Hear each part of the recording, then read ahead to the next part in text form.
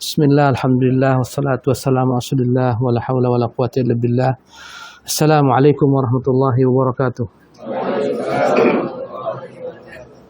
Alhamdulillah, pada sore hari ini dengan ketentuan takdir Allah jua, Ustaz dapat dipertemukan dengan antum, anak-anak baik, anak-anak saleh insyaallah dari berbagai tempat, sebagian dari tempat yang jauh di pedalaman sana. Di mana tadi Ustaz? Di Pulau Penyalai, yang semoga Allah mudahkan Ustaz sampai nanti ke sana insyaallah taala. Amin ya rabbal alamin. Anak-anak sekalian yang saya cintai, Ustaz Firdaus berlebih tadi, jadi Ustaz kurangi sedikit. Uhibbus salihina wa lastu minhum. Ustaz bukanlah orang saleh walaupun Ustaz mencintai orang saleh. Semoga saja Allah Jalla wa ala bimbing kita semua untuk dapat menjadi orang-orang saleh. Kemudian ya Ustaz pribadi sama seperti antum, talibun min tulabil ilmi. Ini bukan min babi tawadhu, bukan karena Ustaz mau bertawadhu, enggak, tapi ini min babi sarah. Terus terang Ustaz dengan antum tuh enggak jauh-jauh ilmunya, 78 ajanya.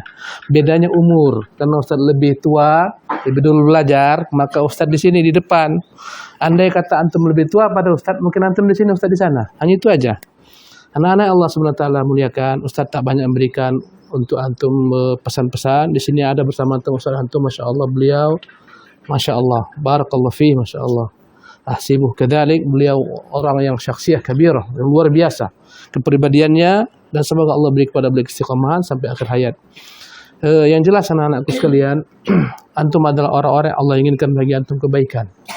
Karena Nabi mengatakan, man yuridillahu bihi khairan yufaqihu fid din. Siapa yang Allah inginkan baginya kebaikan, Allah akan pahamkan dia agama.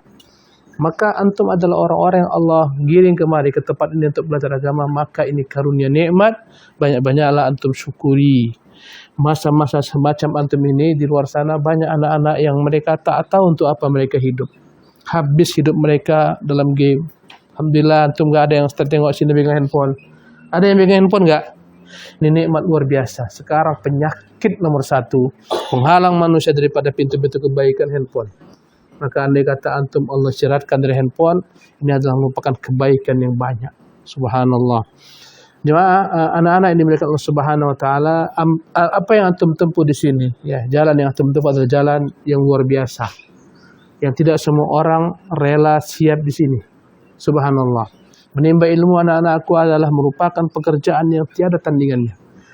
Berkata Ahmad bin Hanbal, talabul ilmi la ya'diluhu syai'un. Menimba ilmu enggak ada tandingannya. Idza sahhat fihi niyah. Bila mana niatnya benar, segala kebaikan manusia akan terpulang kepada para penimba ilmu. Saya berikan contoh. Orang berjihad. Mengapa dia berjihad? Dengan motivasi dai, penimba ilmu, sehingga dia berjihad. Maka pahala jihadnya akan dituliskan juga dalam catatan ulama. Orang berinfak, orang bersedekah. Kenapa orang berinfak bersedekah? Karena motivasi oleh para ulama. Jadi infak yang mereka keluarkan akan dicatatkan juga dalam timbangan kebaikan penimba ilmu, dai. Orang bersedekah, orang menyambung silaturahmi, orang berbakti kepada orang tuanya, segala kebaikan yang diperbuat manusia kembali pahalanya kepada seorang talibul ilmi, penimba ilmu. Kepada seorang dai yang menyuruh kepada Allah Subhanahu wa taala. Oleh karena itulah kata Ahmad bin Hanbal, tidak ada bandingannya. Orang berinfak kembali ganjaran keutamanya setelah dia dapat antum yang memotivasi manusia berinfak. Ya, orang berbakti kepada orang tua dan segala amalan. Oleh karena itulah anak-anakku sekalian, tak ada yang lebih baik daripada para penimba ilmu karena mereka adalah pewaris para nabi. Subhanallah. Tak ada yang lebih utama daripada para nabi. Setelah mereka, para pewaris nabi. Siapa dia? Mereka adalah para penimba ilmu. Allahu Akbar. Anak-anakku sekalian, kau tengok orang berlomba mengejar dunia, harta, jabatan, kekuasaan, itu semua ada batasnya. Orang berebut menjadi RI1, menjadi gubernur, menjadi bupati, menjadi camat, ini semua adalah merupakan kedudukan yang ada batasnya.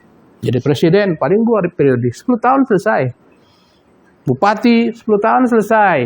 Camat semua ada batasannya. Tapi yang namanya penimba ilmu dai adalah merupakan profesi yang tidak pernah pensiun sampai menutup mata. Nggak pernah pensiun. Manusia dihormati karena hartanya ketika dia punya harta.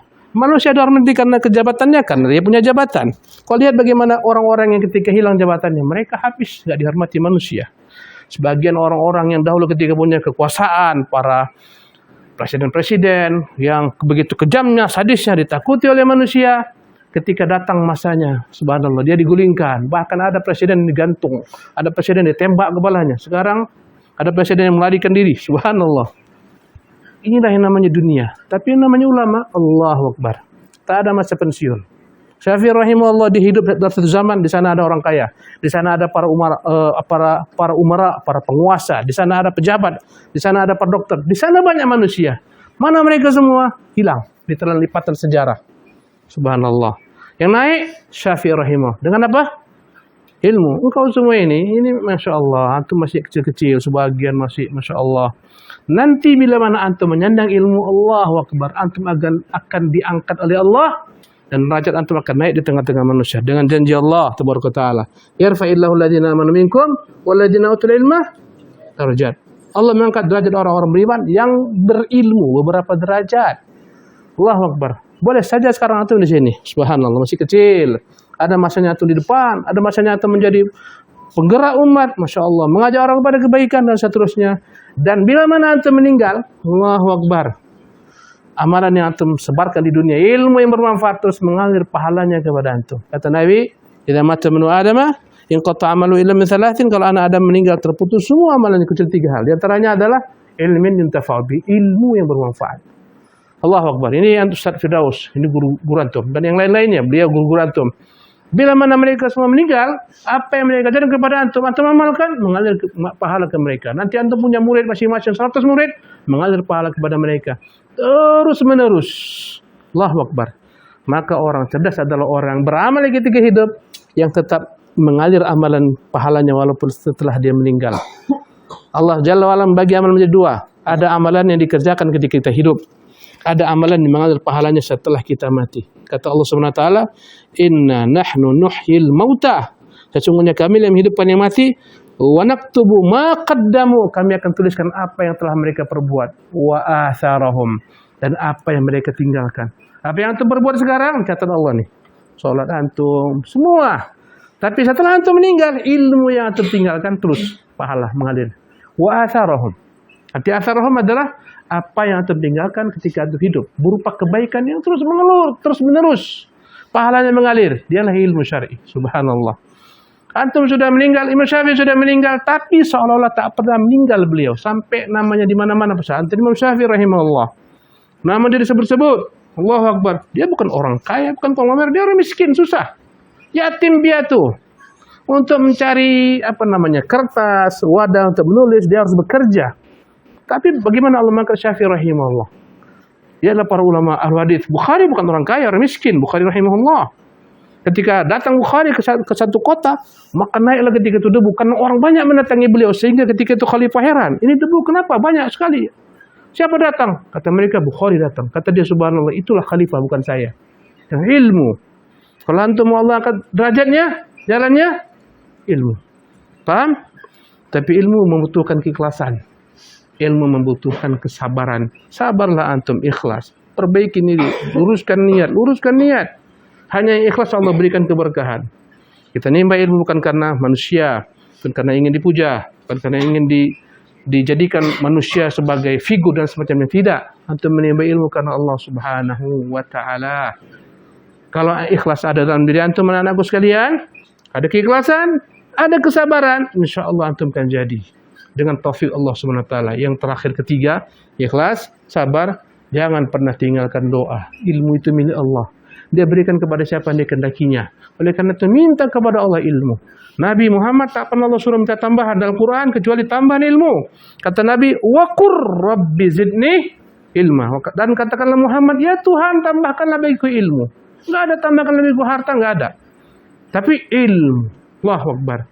Maka doa jangan pernah kau tinggalkan dalam sujudmu ketika antara iqamah dan azan. Ya Allah, Rabbi zidni ilma, Rabbi zidni ilma. Minta tambahan ilmu. Ini insya Allah dengan 3 hal ini anak-anakku sekalian, mungkin yang keempat ditambahkan. Bergaullah antum selalu dengan orang-orang yang saleh, guru-guru yang baik, kawan-kawan yang antum anggap saleh. Ada bersama mereka. Karena sebagian anak-anak salah bergaul. Bergaul dengan orang-orang yang tak saleh, akhirnya bahaya, hancur hidupnya, binasa. Ya, alhamdulillah antum di sini kawannya baik-baik semua. Maka inilah 4 hal anak-anakku sekalian. Ini pesan antum pegang baik-baik. Ya, Pertama keikhlasan, dua kesabaran, apa yang ketiga doa. Yang keempat, selalu antum bersama lingkungan yang baik, ustaz-ustaz yang baik, kawan-kawan yang baik. Dengan ini insyaallah taala setelah taufik Allah Subhanahu wa taala, Allah akan angkat derajat antum, akan jadikan antum ulama biidznillah. Demikian yang dapat saya sampaikan. Mohon maaf Ustaz tak bisa berpanjang-panjang, jalan Ustaz masih jauh. Berapa jam lagi akhi? 2 jam lagi masih sana, subhanallah. Semoga bila-bila masa, kata orang Melayu, Allah pertemukan kita kembali, anak-anakku sekalian. Antum walaupun jauh di hati, tapi jauh di mata, tapi insyaAllah dekat di hati Ustaz, insyaAllah. Tiap hari Ustaz Firdaus, Ustaz tengok itu apa yang di Facebook. Tiap hari Ustaz cek itu. Tiap hari itu, apa kegiatannya, di mana-mana. Maka antum sekalian sebagian orang nanti nampak di situ insyaAllah. Tidak ada masalah. Jarak yang jauh itu semua nggak ada masalah. Yang penting di hati kita dekat. Wallahu ta'ala alam. Assalamualaikum warahmatullahi wabarakatuh.